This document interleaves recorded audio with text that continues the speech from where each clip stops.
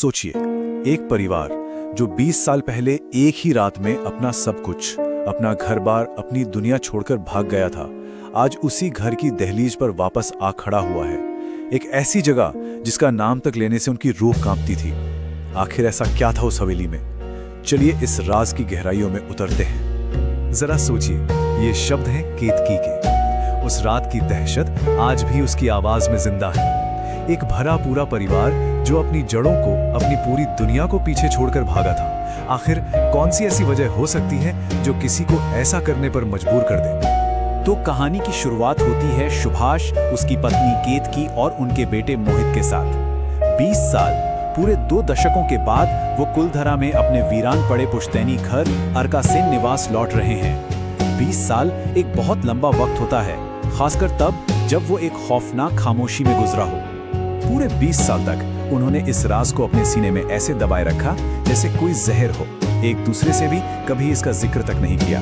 और आज वक्त उन्हें खींचकर फिर उसी दरवाजे पर ले आया है जहां से वो भागे थे। आप सोच सकते हैं कि उस वक्त वहां हवा में कितना तनाव होगा। ये सिर्फ एक हवेली का खंडहर में बदलना नहीं था, ये तो एक पूरे खानदान की विरासत का खात्मा था। जहां कभी जिंदगी और रौनक के कहे गूंजते थे, आज वहां सिर्फ मौत का गहरा सन्नाटा पसरा हुआ था। और यही है इस कहानी का सबसे बड़ा सवाल। जिस डर से वो 20 साल तक भागते रहे, आज अचानक उसी डर का सामना करने क्यों लौट आए? आखिर ऐसा क्या बदल गया? इसका जवाब, यकीन मानिए, आपको चौंका कर रख देगा। तो वो वापस क्यों आए? चलिए अब पर्दा उठाते हैं इस राज से और जानते हैं उस काली सच्चाई को जो इस परिवार की वापसी के पीछे छिपी थी। और ये रहा जवाब, डर नहीं बल्कि लालच। जी हाँ, बेइंतहा लालच उन्हें वापस खींच लाया था। ये सुभाष और केतकी के अपने शब्द हैं जो उनके असली इरादों को बेपर्दा करते हैं। वो कोई भूली बिसरी याद ताजा करने नहीं, बल्कि एक दबे हुए खजाने को निकालने आए थे। तो असलियत ये थी कि ये कोई भूतों से सताया हुआ परिवार नहीं था। अरे ये तो वो जोड़ा था जिसने अपनी दौलत को पाने के लिए खुद ही भूत बनाए, और इसके लिए उन्होंने अपने ही रिश्तेदारों को एक एक करके रास्ते से हटा दिया था। और यहीं से कहानी में असली मोड़ आता है। उन्हें लगा कि वो हवेली के मालिक हैं, लेकिन शायद हवेली की अपनी एक मर्जी थी। उनकी बनाई योजना अब बिखरने लगी थी जब अजीबो-गरीब और डरावनी घटनाएं उन्हें परेशान करने लगी, और इसकी पहली कीमत चुकानी पड़ी उनके अपने बेटे मोहित को। अब हम आते हैं कहानी के सबसे खौफनाक हिस्से पर, जो जुड़ा है एक अनुष्ठानिक श्राप के भयानक रूप से। एक ऐसा तांत्रिक हथियार जिसके बारे में वो जानते तो थे, लेकिन उसकी असली ताकत से बिल्कुल अनजान थे।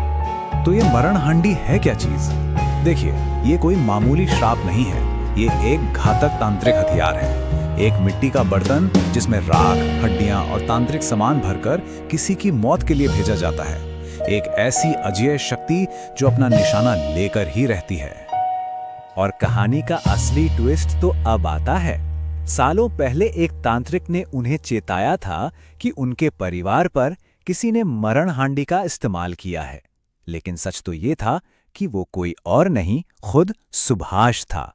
वो विरासत के लिए अपने ही रिश्तेदारों को मारने के लिए इस काले जादू का इस्तेमाल कर रहा था। कहानी का निर्णायक मोड़ तब आता है जब अचानक मोहित को लकवा मार जाता है। केतकी बुरी तरह डर जाती है और वापस जाना चाहती है, लेकिन सुभाष, वो तो खजाने के जुनून में अंधा हो चुका था। खजाना बस 2 रात दूर था और इसी लालच ने उसे रुकने पर मजबूर कर दिया।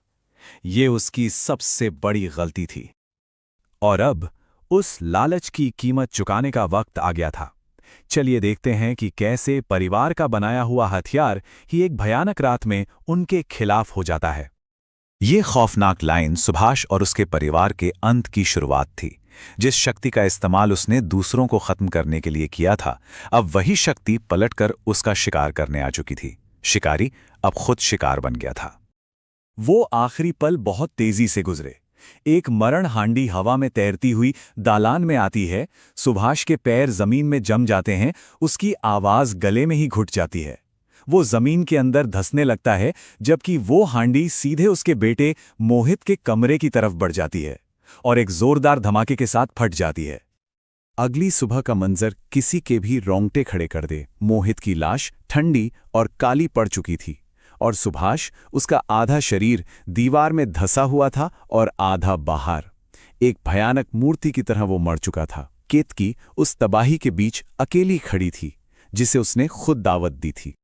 आज भी कुलधरा के लोग कहते हैं कि वो हवेली वहीं वीरान खड़ी है और रात में वहां से अजीबोगरीब आवाजें आती हैं।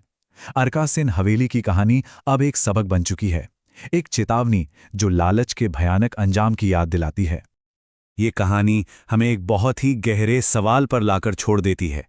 पैसे जैसी चीज के लिए जिसे खुद इंसान ने बनाया है, क्या इंसान अपनी इंसानियत को इस हद तक गिरा